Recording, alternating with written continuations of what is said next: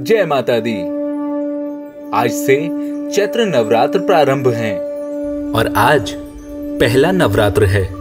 आज के दिन मां शैलपुत्री की पूजा की जाती है। मां दुर्गा अपने पहले स्वरूप में शैलपुत्री के नाम से जानी जाती हैं। पर्वतराज हिमालय के वहां पुत्री के रूप में उत्पन्न होने के कारण इनका ये नाम शैलपुत्री पड़ा था।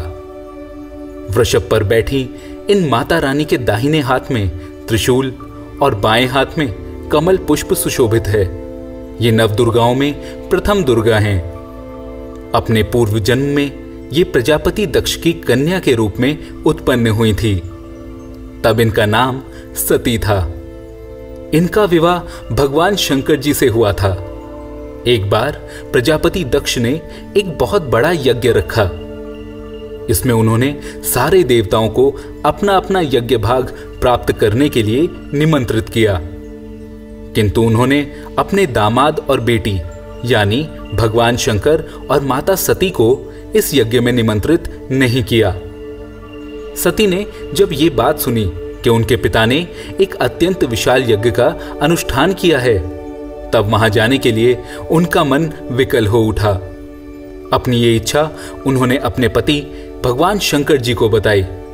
सारी बातों पर विचार करने के बाद भगवान भोलेनाथ ने माता सती से कहा, देवी, प्रजापति दक्ष किसी कारणवश हमसे रुष्ट हैं। अपने यज्ञ में उन्होंने सारे देवताओं को निमंत्रित किया है, उनके यज्ञ भाग भी उन्हें समर्पित किए हैं, किंतु हमें जानबूझकर नहीं बुलाया, कोई सूचना तक नहीं भेजी।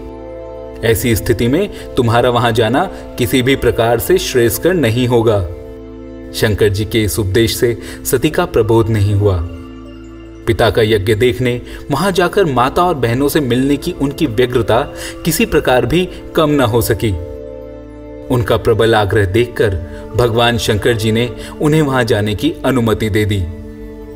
सती ने पिता के घर पहुंचकर देखा कि कोई भी उनसे आदर और प्रेम के साथ बातचीत ही नहीं कर रहा। सारे लोग मुंह फेरे हुए हैं। केवल उनकी माता ने स्नेह से उन्हें गले लगाया। उनकी बहनों की बातों में व्यंग और उपहास के भाव भरे हुए थे। परिजनों का यह व्यवहार देख के उनके मन को बहुत दुख पहुंचा। उन्होंने ये भी देखा कि वहां चतुर्दिक भगवान महादेव के प्रति तिरस्कार का भाव भरा हुआ है। उनके पिता राजा दक्ष ने तो उनके प्रति कुछ अपमानजनक वचन भी कहे। ये सब देखकर सती का हृदय शोभ, ग्लानि और क्रोध से संतप्त हो उठा। उन्होंने सोचा कि भगवान शंकर जी की बात न मान यहां आकर उन्होंने बहुत बड़ी गलती की है। वे अपने पति भगवान शंकर के इस अपमान को सह न सकी। उन्होंने अपने उस रूप को तत्क्षण वहीं योगाग्नि द्वारा जलाकर भस्म कर दिया। वज्रपात के समान इस दारुण दुखद घटना को सुनकर शंकर जी क्रुद्ध हो गए और उन्होंने अपने गणों को भेजकर राजा दक्ष के उस यज्ञ का पूर्णतः विध्वंस करा दिया। सती ने योगाग्नि द्वारा अपने शरीर को भस्म कर अगले जन्म में शैलराज हिमालय की पुत्री के रूप में जन्म लिया और इस बार वे शैलपुत्री नाम से विख्यात हुई। पार्वती और हेमवती भी उन्हीं के नाम हैं। उपनिषद की एक कथा के अनुसार जब देवताओं को खुद पर गर्व हो गया था, तब इन्हीं देवी ने हेमवती स्वरूप में देवताओं का गर्व भंजन किया था।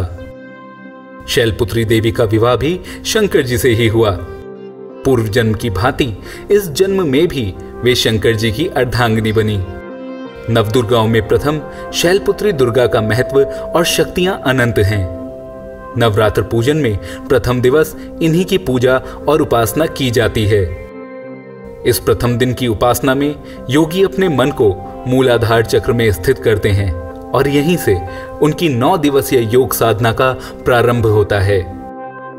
मां शैलपुत्री की पूजा का मंत्र ये है, वंदे वांछित लाभाय चंद्रार्धकृत शेखराम वृषारूढ़ाम शूलधराम शैलपुत्रीम यशस्विनीम।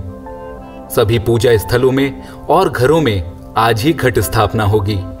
एक बात और, आप जिस दिन भी नवरात्रि के व्रत रखते हैं, जैसे कुछ लोग सारे व्रत रखते हैं और कुछ लोग प्रथम एवं आखिरी व्रत रखते हैं, उनको उस दिन घर में हवन अवश्य करना चाहिए।